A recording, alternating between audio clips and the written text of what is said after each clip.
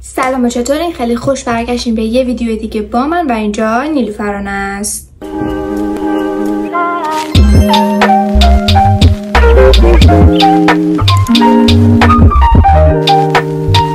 توی این ویدیو میخوایم با همدیگه در مورد ترشحات طبیعی بدن تو هر قسمت از سیکل صحبت کنیم. اینجا قبلش بهتون بگم که کاملا سیکل اگه چرخید زبونم سیکل قاعدگی رو کامل توی ویدیو پریود بهتون توضیح دادم. اگه هنوز ندیدین میتونید برید و توی در واقع پلیلیست پریود نگاه کنید و بعد برگردین روی این ویدیو.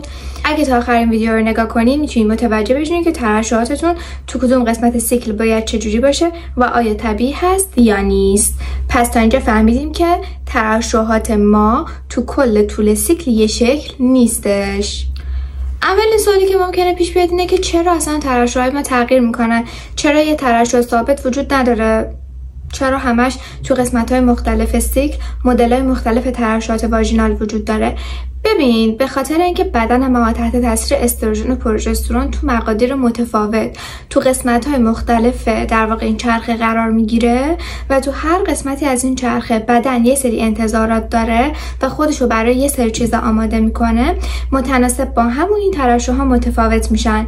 مثلا میخواد که محیط واژن رو از آلودگی حفظ کنه، میخواد که بیشتر اسپرم زنده بمونه یا راحت‌تر به رحم منتقل بشه، یا ممکنه که بخواد محیط داخل رحم رو تمیز نگه داره و متناسب با هر کدوم از این انتظارها و وظایفی که به عهده داره محیط واژن و ترشحاتش رو متفاوت میکنه.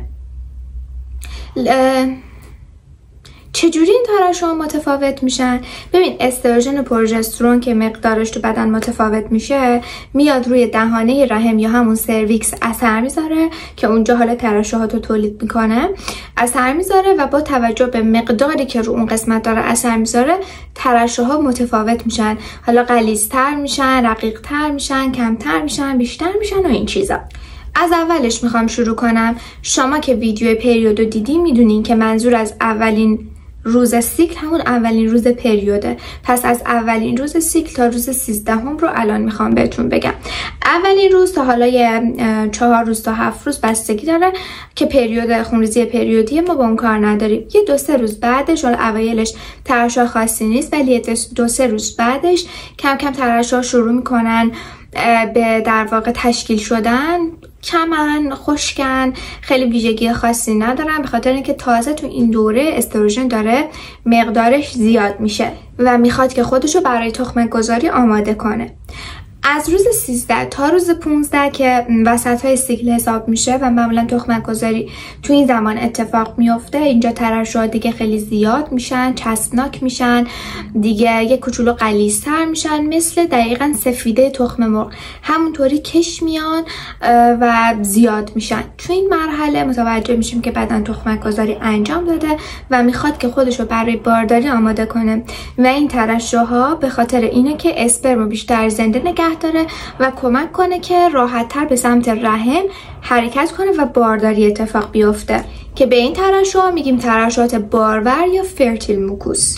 بعد از این روز 15 یا همین دوره تخمک گذاری تا نزدیکای پریود که بخواد شروع بشه، دیگه کم کم ترشحات غلیظ‌تر میشن، دیگه حالت کشسانیشون رو از دست میدن، ممکنه که سفید باشن حالا یا یه کوچولو به زردی بزنن. دیگه این نشون میده که کم کم استروژن و پروژسترون میخواد که افت کنه و بدن داره وارد حالت دیگه میشه، یعنی داره جای سیکل تغییر میکنه. اگه که بارداری اتفاق بیفته که میفته، اگه نیفته هم که خونریزی پریود اتفاق میفته. پس تا الان 3 مدل ترشح رو متوجه شدیم.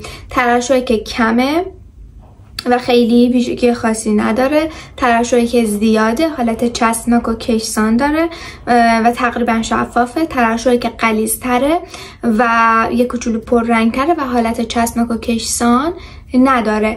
اینا 3 تا از ترشح‌های عادی و طبیعی تو طول سیکل قاعدگی یه خانوم هستش.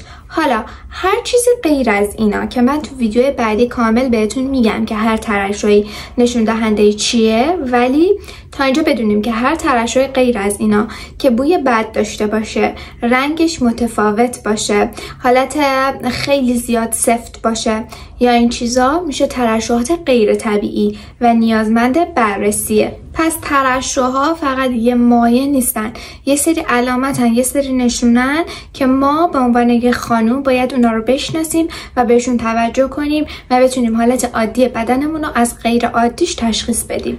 اگه از این ویدیو خوشت اومده یادت نره که حتما لایکش کنی تا به منم کمک کرده باشی و اگه دوست داری ویدیوهای بیشتری از من ببینی حتما کانال منو سابسکرایب کن. این اولین ویدیو از پلیلیست عفونت‌ها و ترشحات هستش و قراره که کامل در این مورد با هم دیگه صحبت کنیم. اگه دوست داشتی یا اگه سوالی داشتی یا حتی اگه نظری داشتی حتما تو کامنت ها بهم بگو. خیلی خوشحال میشم که نظراتتون رو بخونم، تک تکش رو جواب میدم. مرسی که کنارمین و دارید بهم کمک میکنید. خیلی دوستتون دارم. مراقب خودتون باشید و بای بای.